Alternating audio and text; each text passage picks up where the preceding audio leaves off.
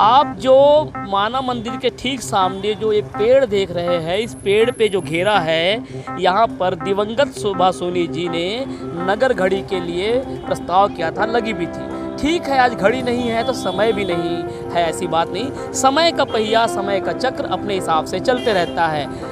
आज हम समय का चक्र इसलिए बोल रहे हैं कि कल ही राजनांदगांव के नगर पालिका निगम में बजट का सत्र चला। बजट में बातें हुई, प्रावधान भी आए।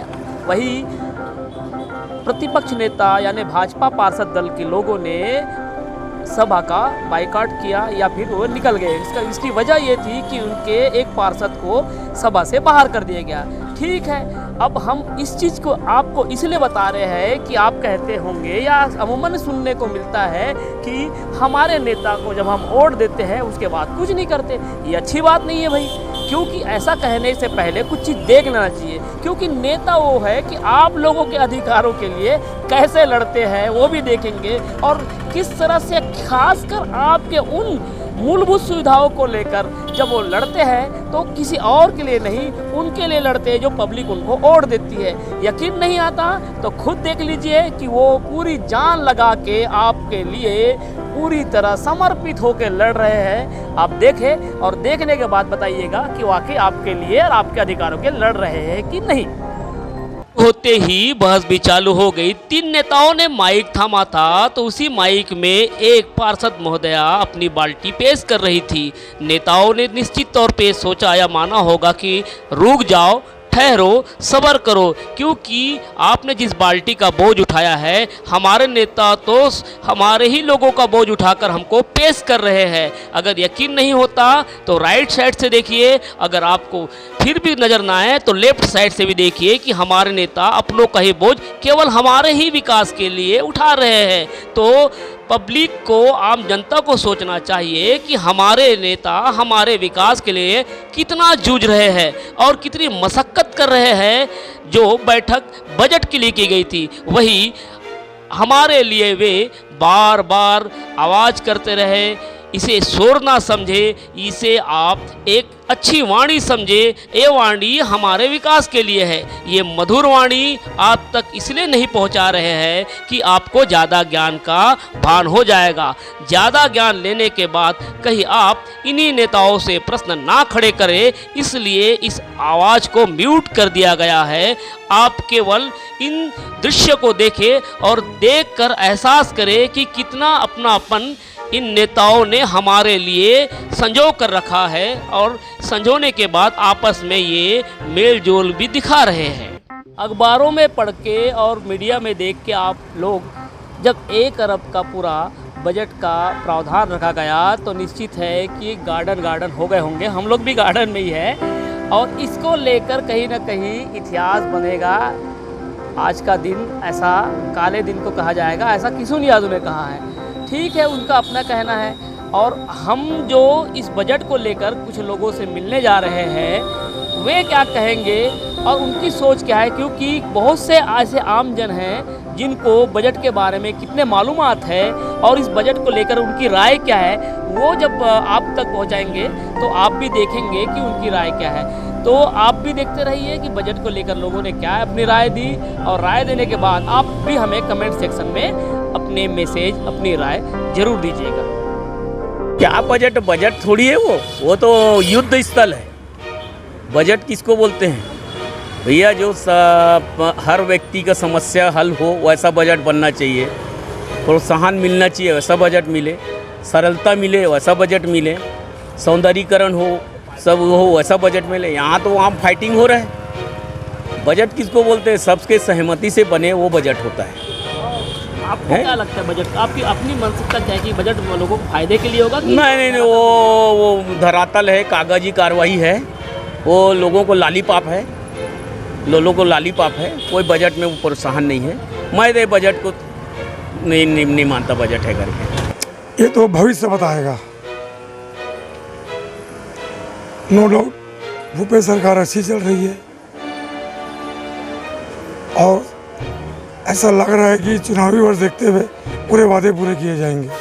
और जो निगम का बजट रहा है कल का, जो आपने अखबार में या सोशल मीडिया में देखा होगा, मीडिया में देखा होगा, भाई बजट निकलना एक अपनी जगह अहम बात है, और आज नहीं कई सदियों से पूरे काम कभी नहीं होते, क्योंकि निगम का फंड रहेगा तो निगम खर्चा करेगी, निगम का फंड नहीं रहेगा तो कहाँ से खर्चा करेगी। हमको कोई लेन देन नहीं है भैया निगम के बजट से, है ना। आप आम नागरिक हैं, हम आपके वोट के लिए बजट है, नागरिक है, ठीक है जी, हमको कोई मतलब ही नहीं है ना। तो कुछ कितना फायदा हो सकता है या कुछ भी सुविधा या नहीं हो सकता कुछ? यहाँ क्या उद्धार होगा जी, इतना बड़े यहाँ नेता आए हैं, है ना, या मुख्यमंत्री है, महापौर है, सब चीज़ है, कांग्रेस का है, बीजेपी का, सब कुछ रह चुका है, लेकिन बाजार का उद्धार कभी नहीं हुआ है, कभी नहीं हुआ बाजार का उद्धार। यहाँ पिछले बार PS सीधे आए थे और यहाँ बोल कर गए थे कि हम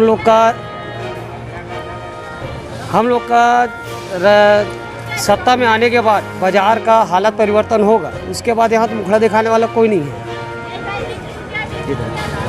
इससे तो यही समझ में आ रहा है जो पिछले साल का बजट था उसी को मिला के अभी बजट बना दिए ये लोग ने, और जो पुरानी जो चीज़ें थी वो तो यथावत पड़ी हुई है, उनको तो पूरा ही नहीं किया निगम ने। जबकि इनको शॉपिंग मॉल बोले थे गुड़ाकू लाइन के अस्पताल के, उसको भी नहीं बनाए, पुराना बस स्टैंड को बोले थे उसको भी नहीं बनाए, पुराना बस स्टैंड को बैंक के लिए बोले थे ना, कहाँ बनाए इन्होंने। तो ये तो मतलब क्या समझते बजट कैसे रहेगा ये, मतलब बराबरी का है, वही एक तरफा है या है धरातल में दिखता है? धरातल में है, सीधा सीधा धरातल में है हाँ, कि दिखता हाँ। है कि नहीं दिखता? नहीं दिखता। बजट को लेकर ये सोचते हैं कि भाई राज्य में कांग्रेस की सरकार है और यहाँ निगम सत्ता में भी कांग्रेस की मेयर इन काउंसिल है, महापौर जी है, तो हम तो पिछले साल के बजट को भी देखते आ रहे हैं, जो घोषणा उन्होंने किए थे वो आज तक के फॉलो नहीं कर पाए हैं। सिर्फ राजनांदगांव के लोगों को स्वप्न दिखाया जा रहा है, जो गलत है। बजट जो है ये पुरानी बोतल में नई शराब है, जो पिछले साल वादे किए तो वही वादे पूरे नहीं हुए। तो क्या कहते हैं, नगर निगम नए साल के अंदर जो 25 बिंदुओं पे इन्होंने क्या कहते हैं कार्य करने के लिए, 25 बिंदुओं पे विकास कार्य करने के लिए जो सुझाव दिए गए हैं, पहले पुराने कार्य तो पूरे कर लें। पुराने जो क्या कहते हैं निगम में पुराने कार्यकाल में घपले घोटाले हुए हैं, महापौर ने उसकी एक भी जांच करवाई नहीं करवाई। निगम बोलती है कि क्या कहते हैं आवारा पशुओं के लिए हम एक क्या गोठान बनाएंगे, तो गोकुल धाम में ज़मीन जो दी गई है, एक एक व्यक्ति को 2-2, 3-3 ज़मीन आवंटित की गई है, वो अपने पशुओं को क्या कहते हैं गोकुल धाम में क्यों नहीं ले जाते हैं? पूरे शहर गोकुल धाम बना हुआ है आज की डेट में। बजट की बात हो रही है, जिसके पहले भी निवासियों ने, शहरवासियों ने बजट और आम जो बजट के बाद जो सभाएं होती है निगम को लेकर, उसको भी देखी होगी। तो किसी नियदू ने ऐसे ही नहीं कहा होगा कि इतिहास है, महापौर मैडम ने भी इतिहास के रूप में कहा, लेकिन ये बैठकें जब होती है तो बहुत लंबे समय तक होती है। जब सुबह से चालू होती है तो देर रात तक ये बैठकें चलती रहती है। लेकिन ये वाकई इतिहास के तौर पे देखा जाना चाहिए कि 11 बजे से चालू हुई महज बैठक 1:45 बजे तक चली और 1.25 घंटे में ये बजट का सत्र पूरा समाप्त हो गया। मतलब इन्होंने टाइम का कितना मैनेजमेंट इतना तगड़ा हुआ कि लोगों का समय बच गया और लोगों तक, आम लोगों तक ये बजट भी चले गया। खास बात ये रही कि यहाँ बीजेपी पार्षद दल के लोगों ने अपने एक पार्षद को सभा से अलग कर देने या निकाल दे जाने पे उसका विरोध किया। इसके बाद वे सभा से अलग हो गए बजट सत्र से। लेकिन पूरे बजट के दौरान एक व्यक्ति ऐसा था जिन पर किशोर यादव ने क्या कहा उसको देखिएगा जरूर, और उस व्यक्ति को भी एक ऐसा जाना चाहिए कि पूरे भाजपा पार्षद दल में एक बाहुबली के टाइप में खड़े रहे और उनके साथ देवशरण यादव सेन जो है वे कटप्पा की जैसे उनका साथ दिए। मतलब ये है कि एक तरफ जहाँ पर पूरी जमहूरियत, पूरी बैठक, एक बड़ी बैठक में पूरे कांग्रेस के पूरा मेजॉरिटी थी, वही 2 लोगों ने भाजपा पार्षद दल के बायकॉट करने के बाद मोर्चा संभाला, तो निश्चित है कि इन्हें बाहुबली और कटप्पा कहा जाना चाहिए। महापौर जी द्वारा सपनों का बजट प्रस्तुत की गई है, और सपने तो जो है महापौर जब सोती तभी आता है सपना। पिछले 2 बजट जमीन में कहीं नहीं है, इसलिए महापौर जी ने आज 1 अरब रुपए का बजट प्रस्तुत करी। 1 अरब रुपए का 1 अरब रुपए का बजट, मतलब सोच सकते हो कि कितना बड़ा सपना है महापौर का। महापौर जी हेमा देशमुख जी जब से महापौर बनी है 2.5 साल हो गया। 2.5 साल में 5 करोड़ अधोसंरचना मद में 5 करोड़ राज्य परिवर्तित मद में इतना ही नया स्वीकृति दिलवाई है, और महापौर जी आज 1 अरब रुपए से ऊपर का जो है बजट प्रस्तुत करती है। तो आप समझ सकते हैं कि जो 2.5 साल में 10 करोड़ रुपए लाई है वो बजट को धरातल में कैसे उतारेगी। हम लोग अभी मूलभूत समस्या जो चल रही है, जिसका बजट का सबसे बड़ा हिस्सा सफाई और पानी में खर्च होता है। हम लोग पानी पे चर्चा की मांग कर रहे थे। हम लोग बाल्टी लेकर के भी आए हैं आपके सामने में, क्योंकि राजनांदगांव की जनता प्यासी है। राजनांदगांव की जनता को महापौर पानी नहीं पिला पा रही है। प्रेशर के में टूट गया है। नलों में 10 मिनट 5 मिनट पानी आ रहा है। टैंकर मुक्त घोषणा करी थी, टैंकर मुक्त नहीं कर पाई, बल्कि पानी मुक्त राजनांदगांव कर दी है। लोगों को बाल्टी से 2 मंजिल 3 मंजिल के ऊपर में पानी ले जाना पड़ रहा है। ऐसी क्या परिस्थिति बन गई कि महापौर जी आज पानी नहीं है, जबकि हम यहाँ के नदी भी चेक किए, नदी में पर्याप्त पानी, टंकियाँ भर रही है। आखिर वो पानी जा कहाँ रहा है? महापौर जी जानबूझ के पानी की कमियाँ पानी की जो है कमी करवा रही है, ताकि टैंकरों को किराए से लगाया जाए। और जब टैंकर किराए से लगेंगे तो महापौर को भ्रष्टाचार करने का बहुत बड़ा अवसर मिलेगा। बजट में चर्चा शुरू करें, उससे पहले जल संकट पर चर्चा करें। इस बीच हम लोग तो सभापति जी से मांग कर रहे थे, सत्ता के लोग सत्ता के जोश में आकर के सभापति जी के पास में जा करके जो है धक्का मुक्की चालू किए। धक्का मुक्की के बाद में हमारे पार्षद साथियों को गाली गलौज करना शुरू कर दिए। गाली गलौज सुनने के बाद में 15 मिनट के लिए गाली गलौज धक्का मुक्की हो रहा था। 15 मिनट के लिए सभापति ने सदन स्थगित किए।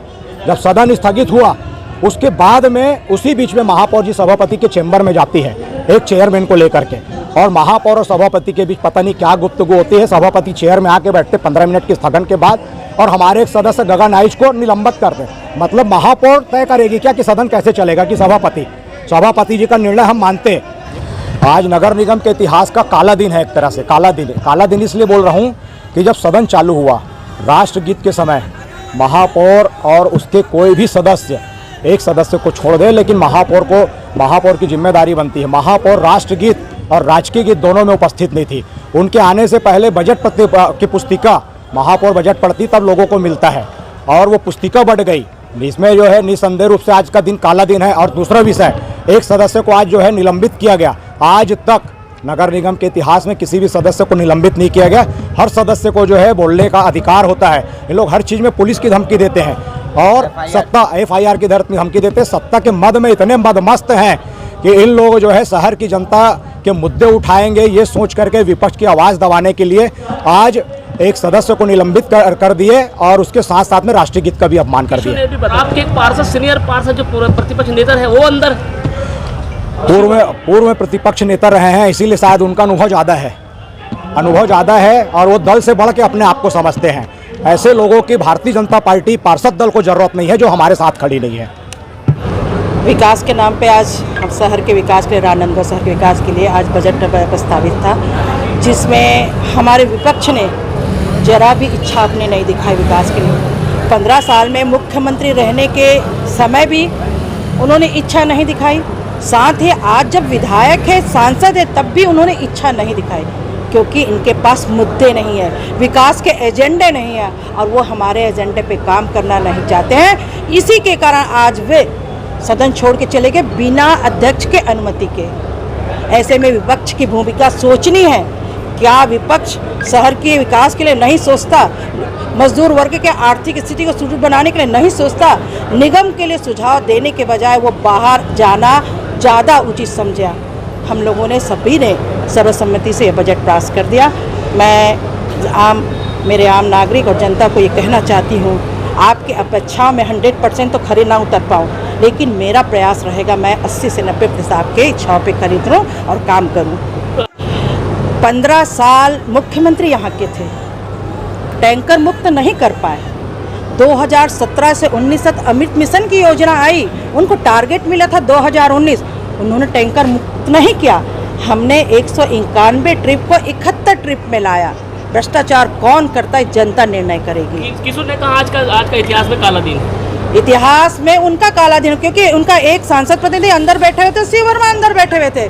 ऐसे में बाकी का जाना सोचनी है कि इनके बीच में क्या हो रहा है। क्या आपसी सामंजस्य नहीं है? जब विकास में आपसी सामंजस्य नहीं है, इनके पार्टी में सामंजस्य नहीं है, सांसद प्रतिनिधि भी सुझाव नहीं दे पाए, कुछ बोल नहीं पाए, ये सोचने की बात है। मैडम ने पूरे बजट में शहरवासियों के लिए अलग अलग क्षेत्रों में लोगों को सुविधा देने के लिए ये बजट को पेश किया, और बजट पेश करने के बाद वे अलग अलग विधाओं जैसे सांस्कृतिक, लेखन, शहर का विकास, चाहे वो तालाब हो, रोड हो, मतलब रोड हो, नालियाँ हो, लाइट हो, बिजली हो, और अलग अलग क्षेत्र में, लेकिन एक चीज़ को उन्हें जोड़ना चाहिए था, खासकर पत्रकारों के छोटे छोटे जो मुख्यमंत्री या प्रधानमंत्री जो मतलब ये होते हैं ऑफिस, उसको लेकर कहीं न कहीं वे छूट गए ऐसा लगता है। क्योंकि उन्हें भी ध्यान देना चाहिए कि पत्रकार भी अपने ने छोड़ के आम लोगों के लिए अपनी पूरी दिनचर्या लगाता है, पूरे अपनी ताकत लगाता है कि ताकत वो कि लोगों तक लोगों की बात पहुँचे, आम लोगों से लेकर खास लोगों तक की बात पहुँचे। और वो बात पहुँचाने वालों को ऐसे कई पत्रकार साथी हैं जिनकी बैठक व्यवस्था आज भी नहीं है। इसे लेकर पूर्व में महापौर जी से बात जरूर हुई थी, लेकिन महापौर जी ने इसे लेकर न ही बजट में कुछ बोला है और न ही उनके बजट के सत्र में किसी बुक में उनका प्रावधान के रूप में आया है। तो निश्चित है कि महापौर जी को ये ध्यान देना चाहिए था। इस खबर में हमारे साथ तो साथी रहे, पत्रकार साथी रहे, वो ठीक है अपनी खबरें कवरेज की, लेकिन इस खबर को लेकर ऐश्वर्या श्याम खोबरागढ़ मेरे साथ रहा और मैं अखिलेश आपसे गुजारिश करूँगा कि आप हमारे कमेंट सेक्शन में अपने मैसेज जरूर कीजिए और बजट को लेकर आपकी क्या राय है उसे ज़रूर बताइए।